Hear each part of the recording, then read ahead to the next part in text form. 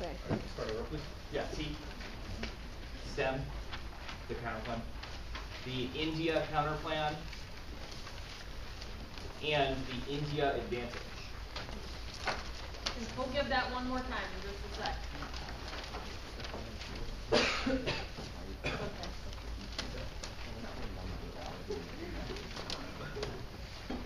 Topicality. The STEM counterplan. The India counterplan. The India advantage. And what I will say too, just a quick thing, is that sometimes flowing topicality speeches can be a little bit more challenging because a lot of you assume that if someone's not reading cards and stuff, that like we don't have to flow as much or like as closely. That is wrong. In T speeches, you want to flow as closely as you can. You're not going to get every single word because that's like almost impossible, right? But you need to make sure that you're actually flowing all the major arguments, okay? Don't just like tune out because Nick might not be reading a card because he's still making a lot of arguments, right? He's going to be making more analytical arguments, right? And those need to be flowed. So thank you. So don't like tune out just because he's not reading a card. Try as best as you can to keep up with what he's saying when he's on T. All right, does everyone have the order? Okay. Anybody not ready?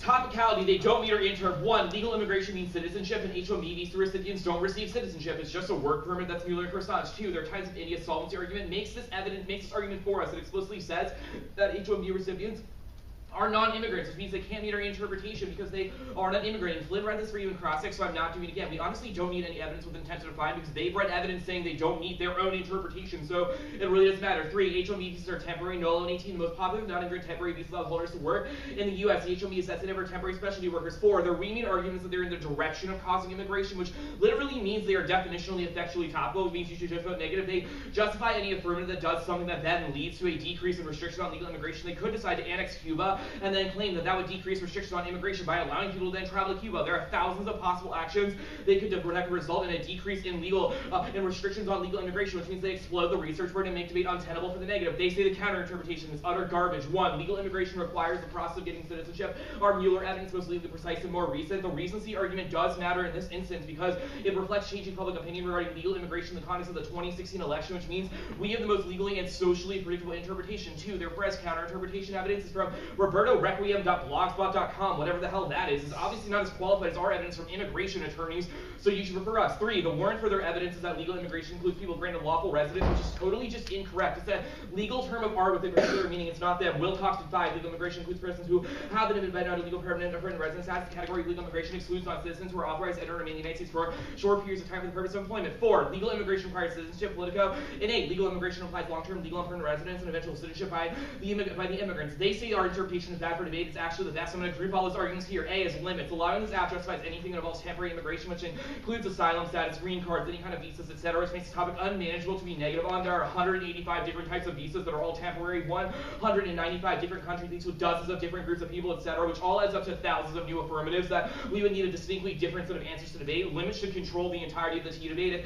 If the topic is unmanageably big and the negative can't keep up, debate itself becomes worthless. We're forced to run to terrible generics like the Neolib or head which means the debate is stale, boring, uneducational, and substantially worse under their interpretation. B, their interpretation teaches us to be bad people. LA times 14.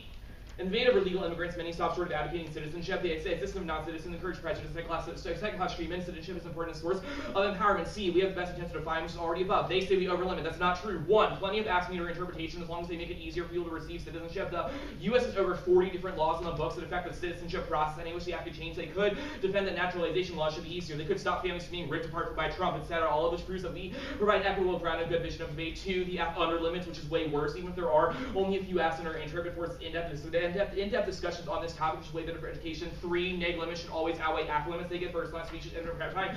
And the 2 AR is always going to get dirty cheaters who should be more willing to protect negative. They say education, false. 1, limits control, that's above. 2, visas distort the educational questions of the topic by divesting away from actual conversation about legal immigration, which is also above. Reasonability, it's silly. 1, it demands judge intervention to determine what is reasonable, not what is unpredictable, and triggers all of our limits impacts. 2, this app is not reasonable. It's proven by our limits impact above, so you still vote negative even if they win this. 3, the paradigm of reasonability makes no sense at all. The resolution is a legal phrase that has one meaning, not some philosophical jargon with multiple meanings. Now, last is the increase argument. It's the opposite of decrease, which means the act is literally in the opposite direction of the resolution, which proves the FXT argument that I already made above. Those linguistic distinctions do matter for what other acts they justify. Like anything that is an increase in immigration that then causes a decrease in restrictions. There is a legal precision impact that which matters when assessing legal topics like immigration, so we actually know what we're talking about. It also means your interpreter's education impact they made above. The STEM counterplan I'm not going for. We'll concede it doesn't solve the affirmative, so it doesn't matter. The permutation and test of competition they can advocate. A conditionality. We're going to do this debate is only a question interview, stop potential. So if we don't do anything wrong, you should don't punish us for it.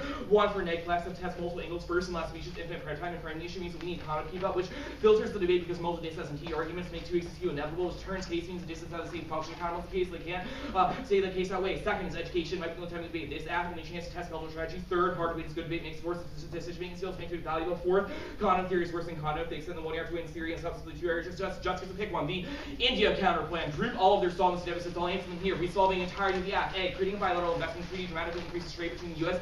and India, which facilitates better international relations and cultural changes. B, getting India to join the APEC increases economic investment in the region and better facilitates joint business and ventures. C, selling military attack to India creates better defense partnerships and also facilitates relations. That's more evidence. We should have a very low threshold for counterplan solvency. All we have to do is win and prove that to win is prove that we create intercultural and economic ties like the after, which the counterplan does, so it's more than sufficient to solve. They've also read solvency evidence for us. Their 1AC New India Express evidence says that we just need to increase cooperation on trade and defense, fix it. Here's the re-highlighting of their New India Express evidence. India and the U.S. cannot be fighting every day on trade issues while cooperating on defense, highlighting the need to fire on all cylinders, move ahead. We need to focus on the economic side too. We can't be fighting on trade. The U.S. needs to take its defense relation with India to the next level. It needs to be often providing India with technology. U.S.-India trade relation is one relationship where you can get distinct wins. This means that all of their solvency deficits are wrong. HOB restrictions don't matter, and not the litmus test when the counterplan resolves other structural barriers. They say the permutation and links to the impact term because still as the AFI maintains U.S. hegemony, so it doesn't solve anything. The counterplan does not link to the hedge bad arguments. It doesn't increase HOB work, as we have strategically conceded is the key internal link to U.S. hegemony. We never said that we shouldn't sell their country's weapons, just that the U.S. should not be the unipole. The last argument is that the counterplan is the status quo. That's wrong. We're a massive increase in economic military ties,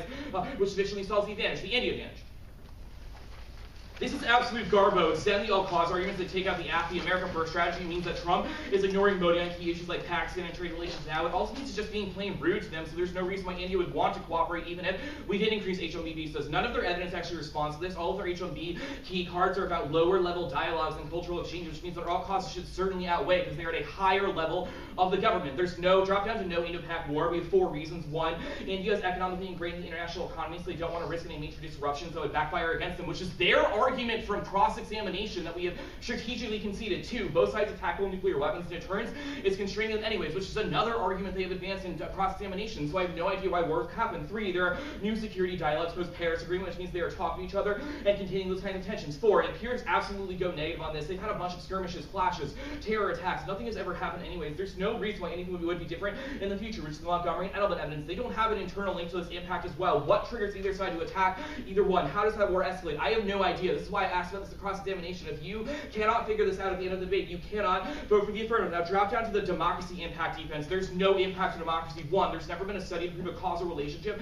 Only speculative evidence at best, which is exactly what their Kasparov evidence is doing. It has no warrants, only assertions. This is also what their Colby evidence is doing, and why I asked about their cross-examination. It says, oh, we need to, quote, objectively analyze the data about hegemony and democracy. But what is that data? When did they objectively analyze it? I don't know how any of this makes any sense. 2, the logic of democratic peace theory is that democracies talk to each other, which is just not true anymore in the world of Trump, who has literally called Canada the enemy and has been talking to North Korea instead. The only thing that stops conflict is great power bargaining, which is possible through non-democratic institutions as proven by the USSR and China, and answers back their only response to this. 3, hierarchies within democracies means that it's incredibly slow and difficult to implement, which means that even if they're right in the abstract that democracy can't solve war, it only does so in the long term, not the short term, which means they don't get to go for their short-term Indo-Pak arguments outweigh or hedge impact turns. That's static. Their democratic backsliding card also takes out the internal link because a bunch of countries are already switching off of democracy, which proves that even if the act happens, it doesn't spill over to create more democratic influence because the U.S.'s influence is ineffective and no one is listening to us anymore.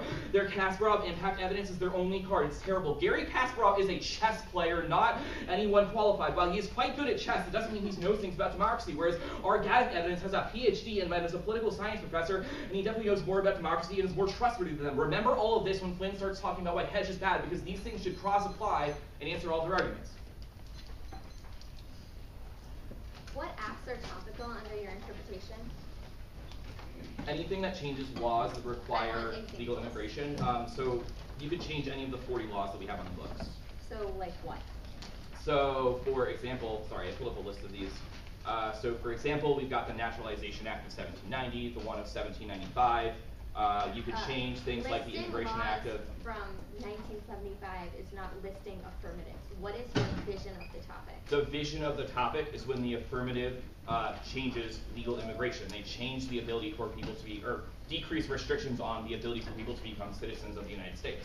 Changing legal immigration, how is that not the affirmative?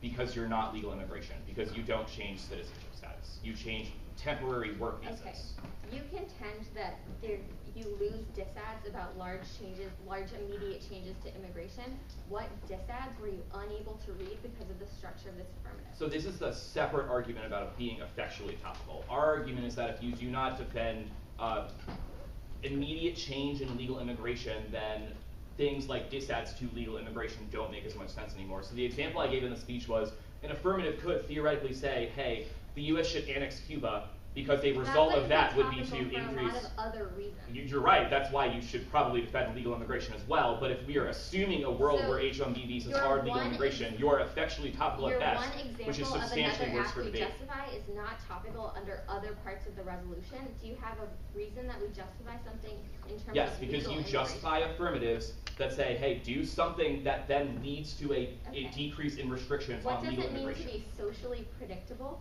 Socially predictable. Oh, so the argument that the Mueller evidence makes is that since the 2016 election, the definition of legal immigration has functionally and socially changed. That the Mueller evidence makes. Yes, it is actually. It explicitly says that people have changed what that means since Trump became president. What visas are.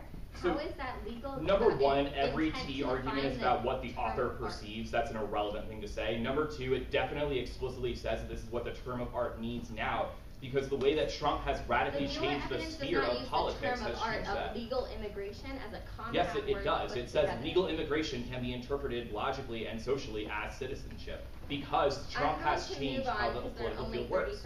Absolutely. On the India counterclaim, you contend that it doesn't link to hedge bad. Correct. Because your evidence says that it's H-1Bs only that are the link to hegemony. We have strategically conceded that internal link argument from your You've read a lot of perspective. pieces of evidence about why the U.S. building up its military and sharing that military strength is something that's bad. So there's the a key distinction. literally sells weapons no, to not India. the same thing. There's How a does key that not distinction bolster the US because when we military talk, power? we're criticizing the idea of U.S. as a unipole. Our argument is not that we shouldn't sell weapons to India. That's obviously fine, but it's not the same thing as the U.S. being the world leader, which is what the affirmative mandates or maintains. Excuse me.